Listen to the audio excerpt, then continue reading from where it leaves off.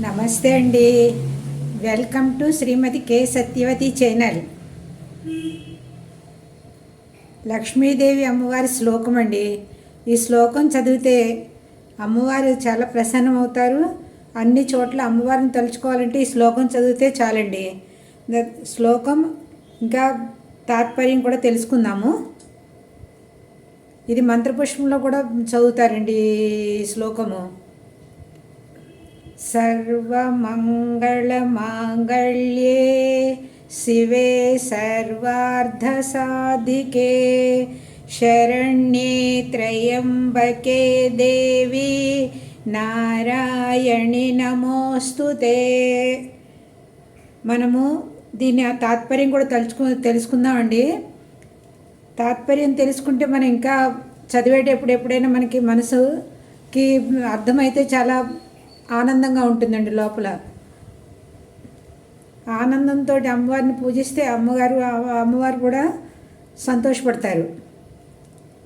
తాత్పర్యం అండి, మంగళకరమైన వాటినన్నిటిలోనూ అతి మంగళకరమై సర్వమంగళ నామధేయురాలవై అన్ని అర్థములను సాధించి శరణుజొచ్చిన వారికి ఆశ్రయమిచ్చే ముక్కంటి దేవర అయిన శివుని అర్ధాంగి అయిన ఓ పార్వతి, ఓ దుర్గాదేవి, ఓ నారాయణి నీకు నమస్కరిస్తున్నాను అని అర్థం అండి.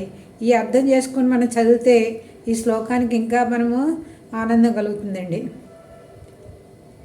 లక్ష్మీం క్షీరసముద్రరాజతనయాం శ్రీరంగధామేశ్వరీ దాసీభూత సమస్తదేవవనితాం లోకైకదీపాంకురాం శ్రీమన్మందకటాక్షలబ్ధవిభవత్ బ్రహ్మేంద్రగంగాధరం త్వాం త్రైలోక్యకుటుంబినీం సరసిజాం వందే ముకుందప్రియాం. జై లక్ష్మీ మాతాకి జై. నమస్తే అండి, ధన్యవాదములు. ఎలా ఉందో చెప్పండి, కామెంట్ రాయండి, షేర్ చేయండి, సబ్స్క్రైబ్ అవ్వండి.